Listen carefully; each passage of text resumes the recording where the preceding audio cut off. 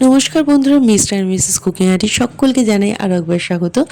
আমরা বানাবো ঝটপট বাড়িতে কিভাবে দুপুরের লাঞ্চ বা রাত্রের ডিনারে একই রেসিপি দিয়ে দুটোই চালানো যায়।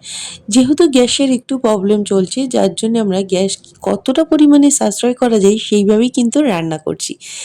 যার জন্যে তোমরা এই ঝটপট রেসিপিটা কম মশলা দিয়ে বাড়িতে বানিয়ে নিতে পারবো দুপুরের লাঞ্চে বা রাত্রের ডিনারের জন্য।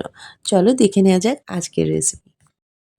আজকের রেসিপির জন্য নিয়ে নিয়েছি এখানে কচি ডাঁটা, নিয়ে নিয়েছি আলু, পটল, কুমড়ো, একটা পেঁয়াজ আর টমেটো। সমস্তগুলোকে আগে কেটে নিলাম। কেটে নেওয়ার পরে এটাকে আমরা ভালো করে ধুয়ে পরিষ্কার করে রেখেছি। দিয়ে দিচ্ছি কড়াইয়ের মধ্যে সর্ষের তেল। এই রেসিপিটা বানানোর জন্য সর্ষের তেল দিয়ে তোমরা বানিয়ে নিতে পারো, খুব সুন্দর লাগে। তেলটা যাতে তাড়াতাড়ি গরম হয়ে যায়, সামান্য একটু নুন দিয়ে এর মধ্যে দিয়ে দিলাম কালো জিরে। কালো জিরেটাকে দেওয়ার পরে কালো জিরেটাকে ঠিক একটু গন্ধ বেরিয়ে আসলে এর মধ্যে একটা শুকনো লঙ্কা দিয়ে দিলাম। দিয়ে দেওয়ার পরে শুকনো লঙ্কাটা দিয়ে দেওয়ার পরে খুব ভালো করে এটাকে ঠিক একটু গরম হয়ে গেলেই আমরা এর মধ্যে দিয়ে দেবো একটা একটা পেঁয়াজটাকে সরু সরু করে কেটে নিয়েছিলাম, সেই পেঁয়াজটাকে আমরা এর মধ্যে দিয়ে দিলাম।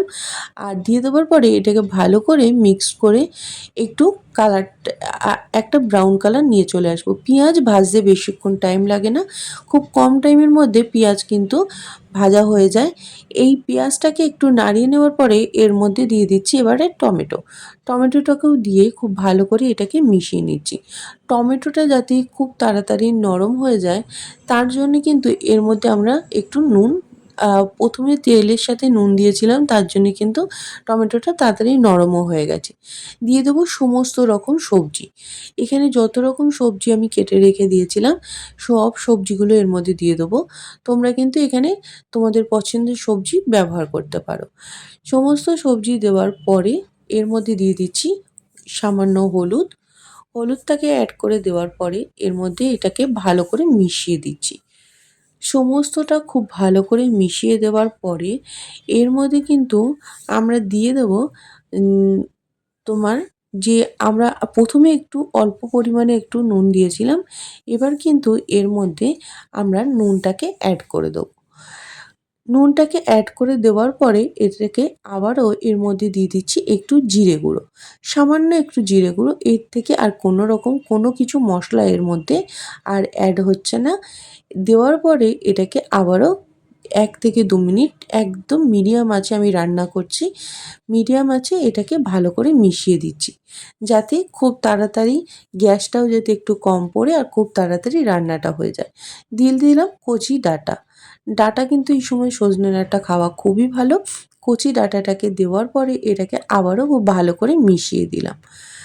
মিশিয়ে দিয়ে এটাকে ঠিক 1 থেকে 2 মিনিট ডাঁটাটাকে মিশিয়ে দিয়ে এইভাবে একটু সমস্ত কিছুর সাথে মিশিয়ে দিচ্ছি।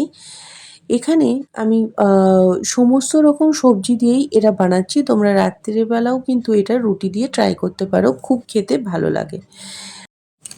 সমস্ত সবজিগুলো মিশিয়ে এটাকে ঢাকা দিয়ে একটু হতে দেবো, যাতে সবজিগুলো খুব সহজেই নরম হয়ে যায়। এরপরে এর মধ্যে আমরা ঢাকাটা খুলে নিয়ে দিয়ে দিচ্ছি Kashmiri red chilli powder. Kashmiri red chilli powder শুধুমাত্র কালারটার জন্য, তোমরা না চাইলে নাও দিতে পারো। কাশ্মীরি রেড চিলি পাউডারটাকে দেওয়ার পরে এটাকে আবারও খুব ভালো করে আমরা মিশিয়ে দিচ্ছি। মিশিয়ে দেওয়ার পরে এর মধ্যে আমরা দিয়ে দেবো জলটাকে এখানে অ্যাড করে দিয়েছি। আর জলটা এখানে একটু আমি বেশি রেখেছি, যাতে ফুটে আসলে, যেহেতু আলু টালু রয়েছে, ফুটে আসলে কিন্তু এখানে গ্রেভিটা একটু মাখা মাখা হয়ে যাবে। আর ডাঁটার তরকারি একটু ঝোল ঝোল হলে কিন্তু কচি ডাঁটা খুব সুন্দর লাগে। এর মধ্যে দিয়ে দিলাম চেরা 2টো কাঁচা লঙ্কা, দিয়ে ঢাকা দিয়ে আমরা হতে দেবো। ঠিক আমরা কিছুক্ষণ পরে গ্যাসের আঁচটাকে মিডিয়ামে রেখে, লো টু মিডিয়ামে রেখে এটা হয়ে গেছে। দেখো কালারটা যেমন দুর্দান্ত এসছে, একদম খুব সুন্দর একটা ঝোলঝোলও ব্যাপার আছে আর একটু মাখা মাখাও রয়েছে, আলুগুলো সেদ্ধ হয়ে গেছে। এরপরে সমস্তটাই আমরা ভালো করে এখানে একটু ঝোলটার সাথে মিশিয়ে নেওয়ার পরে এর মধ্যে সামান্য একটু চিনি অবশ্যই অ্যাড করবে। যেহেতু এটা নিরামিষ রান্না, আমি সামান্য একটু চিনি এখানে অ্যাড করে দেওয়ার পরে এটাকে আমরা নামিয়ে নেব। দেখো একদম আমাদের রেডি হয়ে গেছে। খুব সুন্দর গরম গরম এইরকম আলু দিয়ে সমস্ত সবজি দিয়ে ডাঁটার এইরকম কচি ডাঁটার ঝোল খেতে তো অসম্ভব ভালো লাগে। তোমরা এটা ভাতের সাথে বা রুটির সাথে দুটোই কিন্তু বানাতে পারো।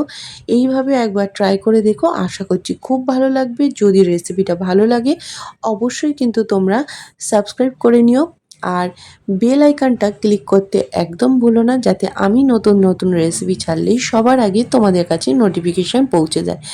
আজকের মতো রেসিপি এই পর্যন্তই। আরও সুন্দর সুন্দর কী রকম রেসিপি দেখতে চাও তার জন্য অবশ্যই আমাকে কমেন্ট করে পাঠাও।